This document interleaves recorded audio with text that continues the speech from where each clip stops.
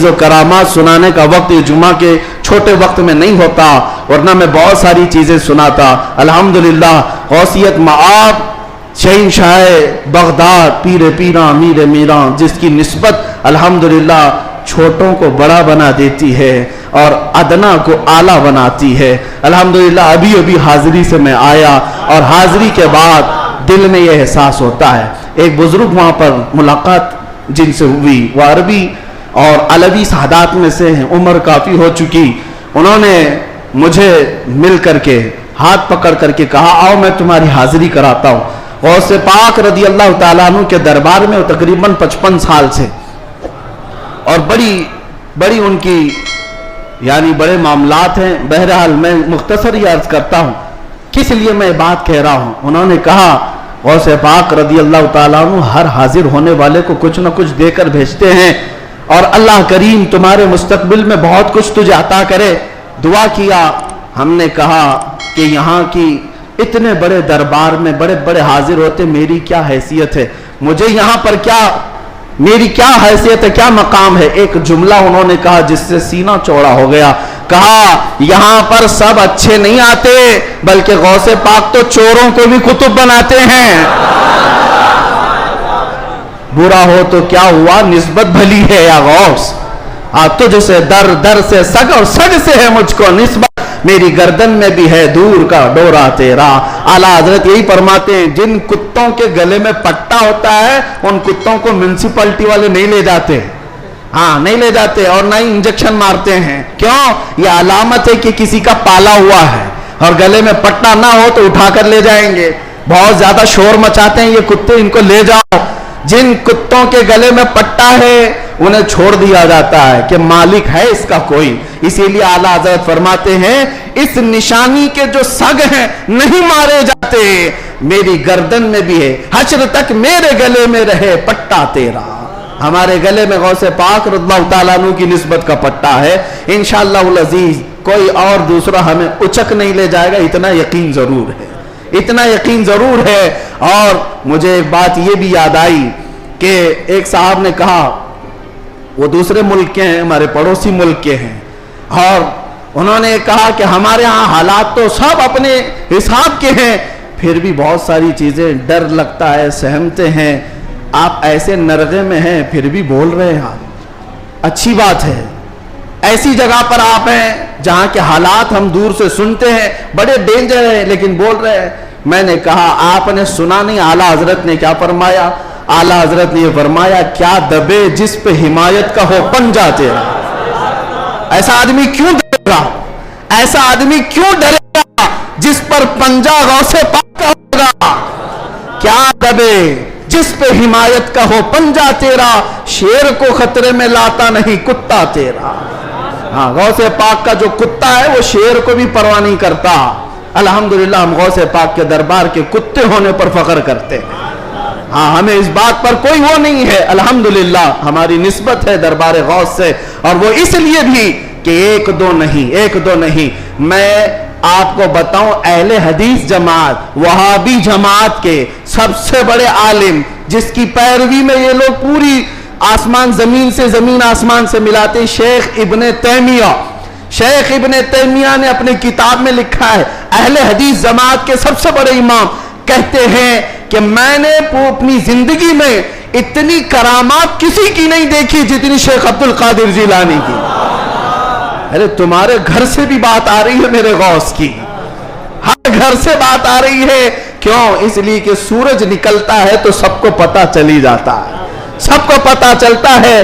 अच्छे खासे लोग भी बोल पड़ते हैं कि दिन हो चुका है, दिन हो चुका है। सूरज से दुश्मनी है तो ठीक है, लेकिन बोलना तो पड़ेगा कि दिन निकला हुआ है, दिन निकला हुआ है। गौसे पाक की करामात ऐसी हैं जैसे सूरज निकला हुआ है।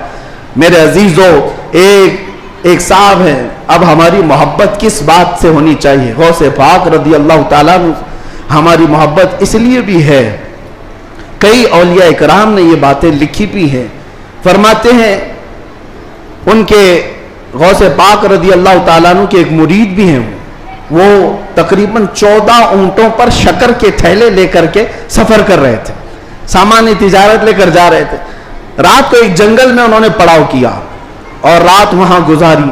تو جیسی رات گزاری, خطرناک جنگل تھا, ان کے 4 اونٹ سامان سمیت غائب ہو گئے اور بھاری ان کا نقصان تھا, بڑا سامان تھا اس. وہ صبح غمگین بیٹھے ہوئے تھے. انہوں نے کہا کہ ایسے وقت میں اب قافلہ بھی چل پڑا, میں اپنے اونٹوں کو ڈھونڈوں تو اس خوفناک جنگل میں کہاں ڈھونڈوں گا.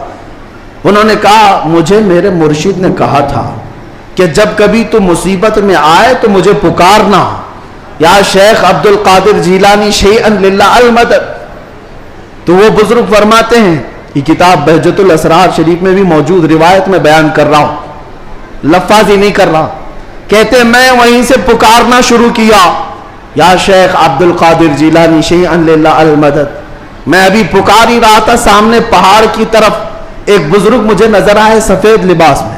وہ مجھے اپنی طرف بلاتے رہے, ادھر آؤ ادھر آؤ. میں دوڑتا ہوا ان کے پاس گیا.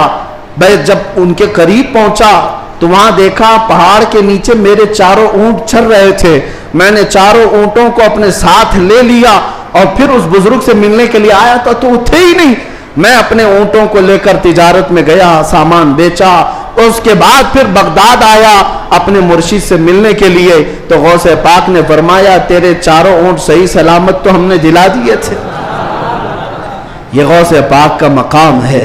عزیزان گرامی, وہ مدد کو پہنچتے ہیں, بلکہ یہ بھی فرمایا میرا مرید مشرق میں ہو اور میں مغرب میں ہوں, اگر اس کا سطر کھل جائے, اگر وہ مجھے پکارے دل سے تو میں اس کی وہیں سے سطر پوشی کروں گا, میں اس کے سطر کو چھپاؤں گا.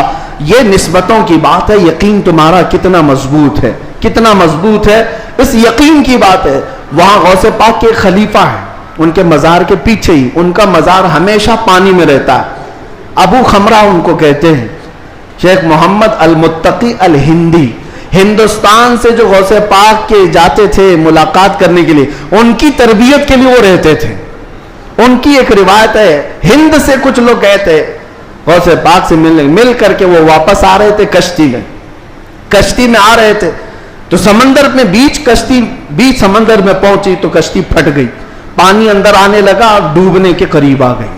یہ چیخنے لگے, پکارنے لگے, اور اسی وقت وہ سارے مرید کہتے ہند سے جو گئے ہوئے تھے, کہتے ہیں اچانک ہماری کشتی میں ایک کالے رنگ کی چادر اوڑے ہوئے بزرگ آئے. ان کے ہاتھ میں ایک بڑی سی سوئی تھی, دھاگا تھا. وہ جلدی جلدی ہماری کشتی کو جہاں جہاں سے پھٹی تھی سیلنے لگے اور سل کر کے پانی پورا باہر کیا. ہم تو ڈرے ہوئے تھے, ڈوبنے کے انتظار میں بیٹھے ہوئے تھے. کشتی پھر اپنے مقام پر صحیح سلامت چلنے لگی. ہم اللہ کا شکر ادا کرتے ہیں. اچانک وہ بزرگ جو آئے تھے, ہم نے پوچھا کہ آپ ہمارے ساتھ سفر میں ہیں یا کون ہیں؟ انہوں نے چادر ہٹائی تو سیدنا شیخ عبد القادر جیلانی تھے. فرمایا تم میرے مرید ہو, مجھے پکارا, اللہ تعالیٰ نے مجھے بھیجا, میں تمہاری مدد کے لیے آیا. عزیزان گرامی, 1-2 نہیں, بہت ساری کرامات کتابوں میں روایتاً لکھی ہوئی ہیں, اور 1-2 نہیں, کئی تواتر کے ساتھ یہ روایتیں موجود ہیں. اس لیے بارگاہ غوثیت مآب میں ہم اتنا ہی کہتے ہیں جو اعلیٰ حضرت نے کہا تھا, اے غوث سر بھلا کیا کوئی جانے کہ ہے کیسا تیرا, اولیاء ملتے ہیں آنکھیں وہ ہے تلوا تیرا. سارے اقطاب جہاں کرتے ہیں کعبے کا طواف, کعبہ کرتا ہے طواف در والا تیرا. کیا مرتبہ اے غوث ہے بالا تیرا, اونچے اونچوں کے سروں سے قدم آلہ تیرا. اللہ کریم اسی نسبت پر زندہ رکھے اور اسی نسبت پر ہمارا خاتمہ عطا فرمائے. اسی لیے میں وہی دعا کرتا ہوں جو جمیل قادری رضوی نے کیا تھا, اعلیٰ حضرت کے مرید, سچے مرید. انہوں نے کہا تھا عزیزو کر چکو تیار جب میرے جنازے کو, عزیزو چکو تیار جب میرے جنازے کو, کفن پر لکھ دینا نام والا غوث اعظم کا. وآخر دعوانا الحمدللہ.